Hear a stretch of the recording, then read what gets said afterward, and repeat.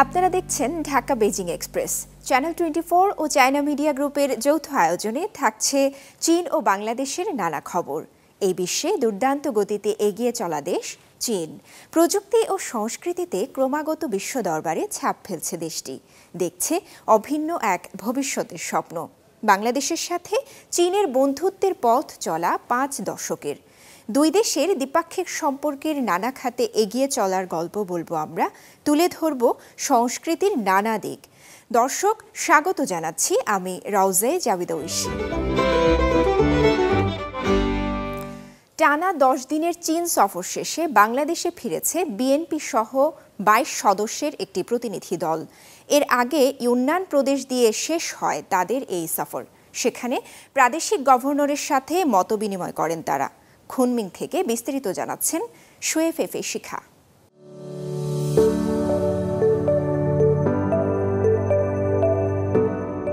চীনের কমিউনিস্ট পার্টির কেন্দ্রীয় কমিটির আন্তর্জাতিক বিভাগের আমন্ত্রণে বাংলাদেশের একটি প্রতিনিধি দল 25 ফেব্রুয়ারি থেকে 6 মার্চ পর্যন্ত চীনের বেইজিং, শানসি এবং ইউনান প্রদেশে সফর করেছেন। বাংলাদেশের জাতীয়তাবাদী দল পিএমপির স্থায়ী কমিটির সদস্য আব্দুল মঈন খানের নেতৃত্বে এই প্রতিনিধি দলের মধ্যে আরও রয়েছেন 8টি রাজনৈতিক দলের প্রধান, সিঙ্ক ট্যাঙ্কের গবেষক, গণমাধ্যম কর্মী এবং জাতীয় নাগরিক কমিটির প্রতিনিধিরা। 4 মার্চ চীনের ইউনান প্রদেশের রাজধানী খুনমিংয়ে বাংলাদেশের এই প্রতিনিধি দলের সঙ্গে সাক্ষাৎ করেন ইউনান প্রদেশের ভাইস গভর্নর শু হাও। এই সময় শু হাও বলেন, ইউনান এবং বাংলাদেশের মধ্যে ঘনিষ্ঠ বিনিময় বজায় রয়েছে। ঢাকা ও খুনমিংয়ের মধ্যে প্রতিদিন সরাসরি ফ্লাইট চলাচল করে। বাংলাদেশের প্রতিনিধিরা বহুবার খুনমিংয়ে এসে চীন দক্ষিণ এশিয়া মেলা এবং চীন দক্ষিণ এশিয়া সহযোগিতা ফোরামে যোগদান করেছেন। ইউনান প্রাদেশিক নেতারাও বহুবার বাংলাদেশ সফর করেছেন বলেও জানান তিনি। পরে অর্থনীতি, বাণিজ্য, কৃষি এবং শিক্ষা ক্ষেত্রে সহযোগিতা বাড়ানোর বিষয় নিয়ে দুপক্ষের মধ্যে গভীর মত বিনিময় হয়। সংশ্লিষ্ট তথ্য সূত্র বলছে, 2024 সালে ইউনান আর বাংলাদেশের আমদানি ও রপ্তানির পরিমাণ 1.09 বিলিয়ন ইউয়ান, যা আগের বছরের চেয়ে 206.5% বৃদ্ধি পেয়েছে। তা দক্ষিণ এশিয়া দেশগুলোর মধ্যে শীর্ষে রয়েছে। সাক্ষাৎকালে শু হাও আরও বলেন, 40 বছর হল চীন ও বাংলাদেশের কূটনৈতিক সম্পর্ক প্রতিষ্ঠার 50তম বার্ষিকী এবং মানব ও সংস্কৃতি বিনিময় বর্ষ। ইউনান প্রদেশ বাংলাদেশের সাথে বন্ধুত্বপূর্ণ বিনিময় ও সহযোগিতা আরও বাড়াতে ইচ্ছুক। তিনি প্রস্তাব করেন, দুপক্ষই বাণিজ্য, পুঁজি বিনিয়োগ, নতুন জ্বালানি শিল্প খাতে আরও বেশি সহযোগিতা করতে পারে। চিকিৎসা সেবা খাতে ইউনান প্রদেশে সমৃদ্ধ চিকিৎসা সম্পদ এবং শ্রেষ্ঠ পরিবেশ রয়েছে। অনেক বাংলাদেশি শিক্ষার্থী ইউনানে ক্লিনিক্যাল মেডিসিন অধ্যয়ন করছে। ইউনান বাংলাদেশিদের শারীরিক পরীক্ষা এবং চিকিৎসার জন্য 4টি হাসপাতালকে মনোনীত করেছে উল্লেখ করে তিনি বলেন, শারীরিক পরীক্ষা, রোগ নির্ণয়, চিকিৎসা এবং স্বাস্থ্য সেবার জন্য ইউনান বাংলাদেশি বন্ধুদের স্বাগত জানায়। এছাড়া কৃষি, শিক্ষা এবং পর্যটন সহ বিভিন্ন ক্ষেত্রে দুদেশের সহযোগিতা আরও বাড়াতে ইচ্ছুক ইউনান।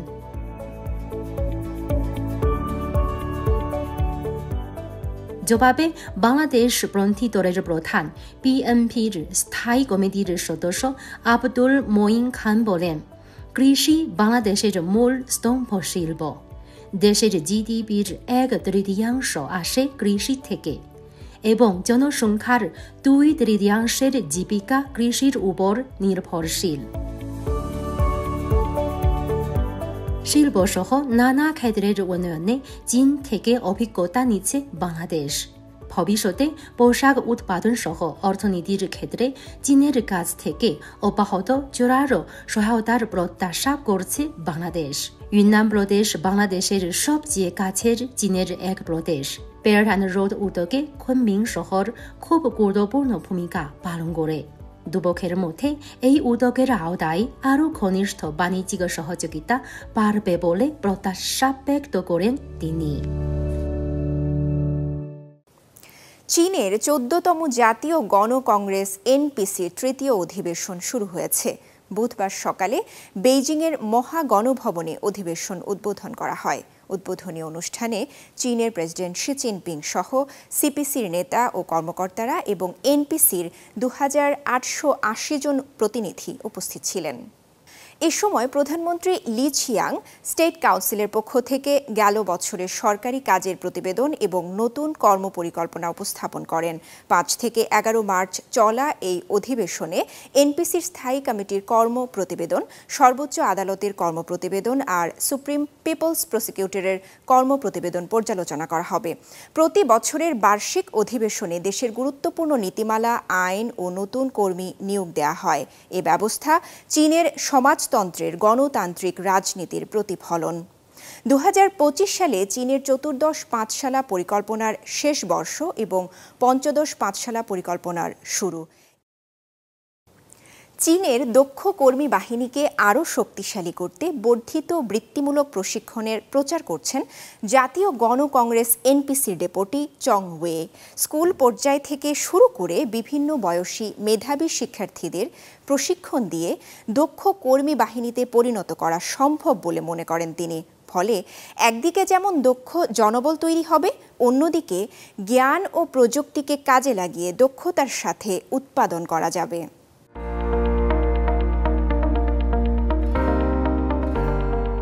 চীনের দক্ষ কর্মী বাহিনীকে শক্তিশালী করার প্রচেষ্টায় উদ্ভাবনী ক্ষমতা বৃদ্ধির জন্য বর্ধিত বৃত্তিমূলক প্রশিক্ষণের কথা জানিয়েছেন জাতীয় গণকংগ্রেসের ডেপুটি চং ওয়ে। চীনের উৎপাদন খাত এবং উদ্ভাবনের মেরুদণ্ড দক্ষ কর্মীরা, তাই কর্মীদের দক্ষতা ও উদ্ভাবনী ক্ষমতা উন্নত করা চংয়ের প্রাথমিক লক্ষ্য। গত এক বছরে তিনি 30টিরও বেশি উৎপাদন প্রতিষ্ঠান পরিদর্শন করেছেন। শিল্প উন্নয়ন এবং দক্ষতা বৃদ্ধি সম্পর্কে শ্রমিকদের কাছ থেকে তাদের দৃষ্টিভঙ্গি এবং প্রতিক্রিয়া সংগ্রহ করেছেন। উদ্ভাবন মূলত প্রতিভার উপর নির্ভর করে এবং প্রতিভাই প্রাথমিক উৎপাদনশীল শক্তি। তবে প্রতিভা চর্চা এবং উদ্ভাবনী স্টুডিও প্রতিষ্ঠায় উদ্যোগগুলো উল্লেখযোগ্য চ্যালেঞ্জের মুখোমুখি হয়।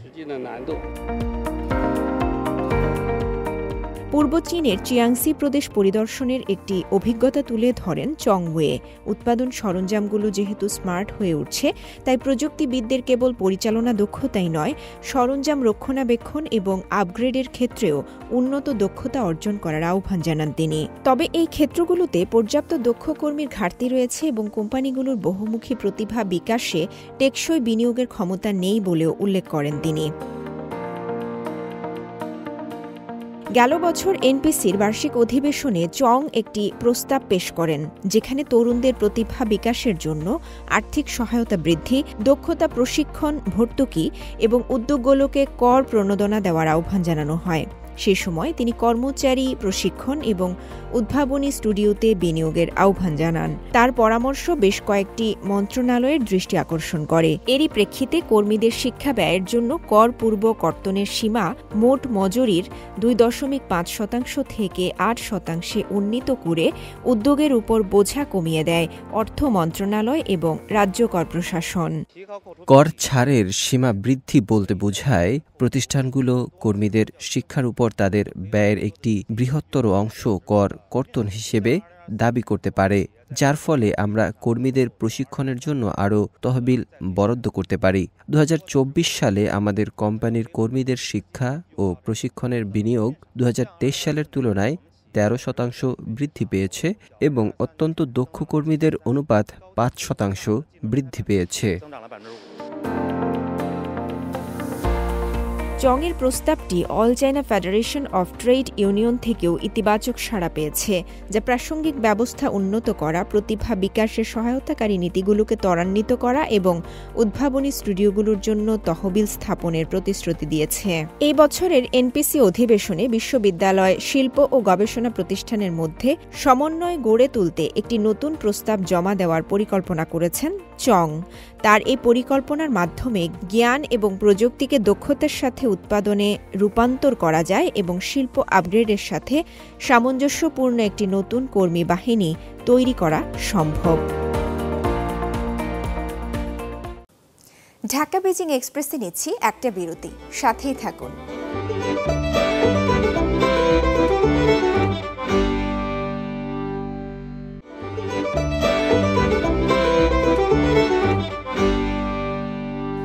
বিরতির পর আবারও ফিরলাম ঢাকা বেজিং এক্সপ্রেসে।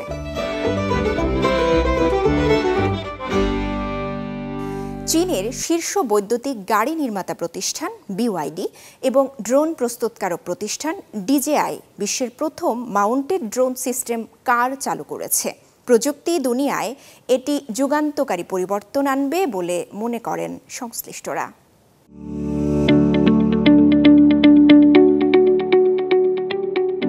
চীনের শীর্ষ বৈদ্যুতিক গাড়ি নির্মাতা প্রতিষ্ঠান বিওয়াইডি এবং বিশ্বের শীর্ষস্থানীয় ড্রোন প্রস্তুতকারক প্রতিষ্ঠান ডিজেআই গেল রোববার যৌথভাবে বিশ্বের প্রথম সমন্বিত যান mounted drone system Ling Yuan launch করেছে।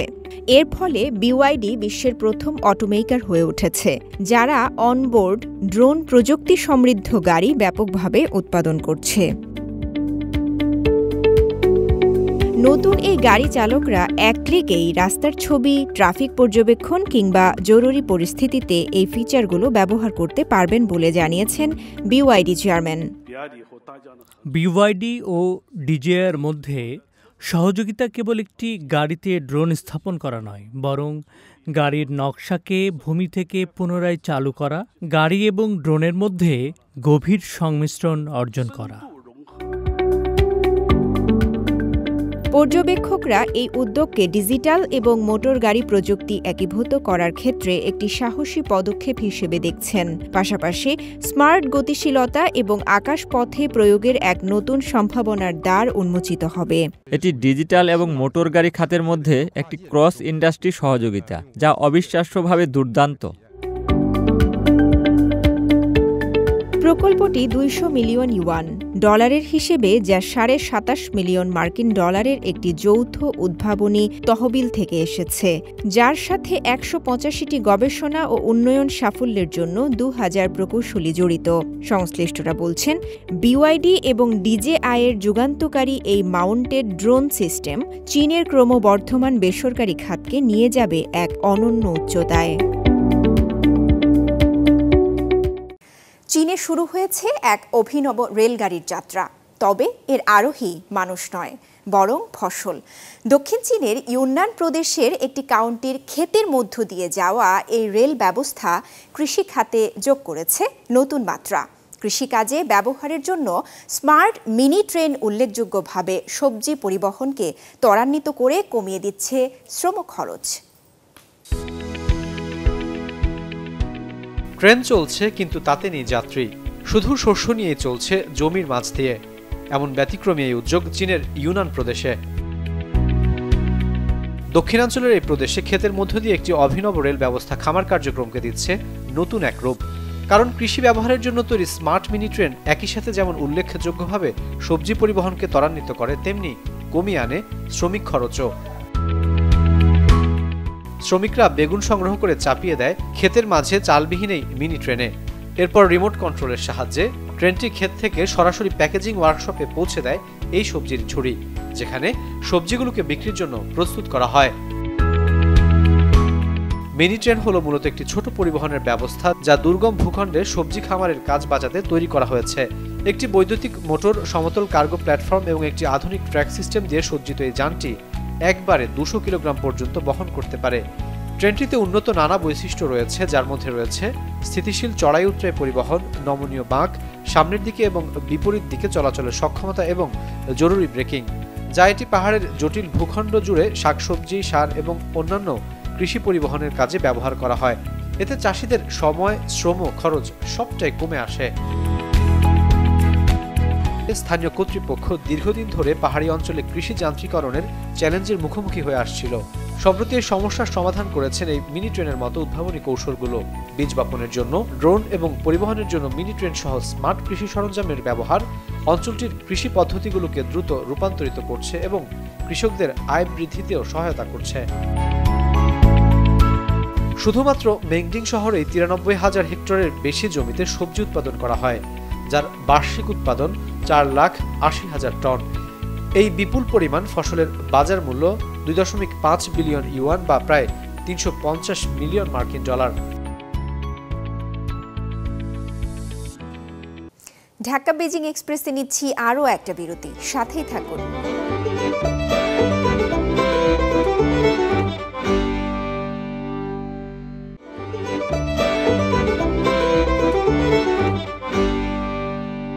বিরতির পর আবারও ফিরলাম ঢাকা বেজিং এক্সপ্রেসে।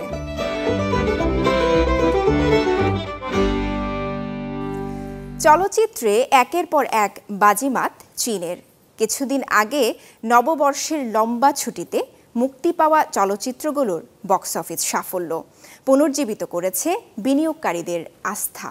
চীনের সাংস্কৃতিক শিল্প ও চলচ্চিত্র সম্পর্কিত পণ্যের বাজারও দ্রুত বড় হচ্ছে। অনেকেই মাঠে নামছেন এই ব্যবসা নিয়ে। চীনা নববর্ষের ছুটিতে যেসব ছবি মুক্তি পেয়েছে সেসব বক্স অফিসে ঝড় তুলেছে। ব্যবসায়ীদের জন্য বড় সাফল্য বয়ে এনেছে চলচ্চিত্রগুলো। এই সাফল্য চীনের সাংস্কৃতিক শিল্পের প্রতি বিনিয়োগকারীদের আস্থা পুনর্জীবিত করেছে। শুধু সিনেমা নয়, চলচ্চিত্র সম্পর্কিত পণ্যের বাজারেও আকৃষ্ট করেছে বিনিয়োগকারীদের। চাহিদা বাড়ার কারণে এই খাতের যে সম্ভাবনা সৃষ্টি হয়েছে সেটি ব্যবসায়ীদের আরও আগ্রহী করেছে। উদাহরণ হিসেবে দেখা যায় চেংডু ভিত্তিক একটি খেলনা এবং শৌখিন মূর্তি সরবরাহের কোম্পানি। ছুটির শেষ হলেও নিস্তার নেই এখানকার কর্মীদের। দিনভর কাজ করে যাচ্ছে তারা, কারণ চলচ্চিত্র সম্পর্কিত পণ্যের চাহিদা কমে যাওয়ার কোনো লক্ষণও দেখা যাচ্ছে না, বরং দিন দিন তা বেড়েই চলেছে। বর্ধিত চাহিদা খেলনা খাতের বাইরেও বিস্তৃত। অ্যানিমেশন স্টুডিওগুলির কিছু মৌলিক কাজ বিনিয়োগকারীদের আগ্রহের কারণ হয়েছে। আগে আমরা বিনিয়োগকারীদের কাছ থেকে খুব কমই আগ্রহ দেখেছি, কিন্তু চীনা নববর্ষের পর থেকে 3 বা 4টি বিনিয়োগ সংস্থা দৃঢ় বিনিয়োগের ইচ্ছা নিয়ে সরাসরি আমার সাথে যোগাযোগ করেছে। এই বৃদ্ধির বিষয়টি নিশ্চিত করেছে বেশ কিছু সিভি সোর্সের জরিপ সংস্থা।